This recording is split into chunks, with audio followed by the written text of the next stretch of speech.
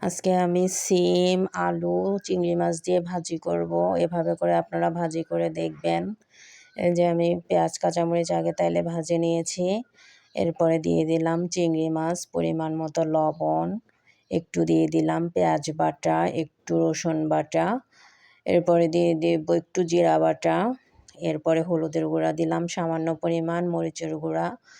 এগুলো আমি ভালো করে আগে ভেজে নিয়ে তারপরে পরিমাণ মতো পানি দিয়ে কষিয়ে নেব চিংড়ি মাছটা। এভাবে করে আমি চিংড়ি মাছটা কষিয়ে নিলাম। তারপরে দিয়ে দিলাম সিম আলু। সিম আলুটাও এভাবে করে কষিয়ে নেব। এরপরে আমি ঢাকনা দিয়ে ঢেকে দেব। এই যে ঢাকনা দিয়ে ঢেকে দেওয়াতে সামান্য পরিমাণ পানি বের হয়েছে। এই পানি দিয়েই আমি সিমটা সিদ্ধ করে নেব। এখানে এক্সট্রা কোনো পানি দিব না আমি। পানি দিলে সাধারণত ভাজি মজা হয় না। এই যে আমার ভাজিটা প্রায় হয়ে আসছে। এখন আমি অন্য একটা পাতিলে নিয়ে নিলাম ভাজিটা। আপনারা খেয়ে দেখবেন।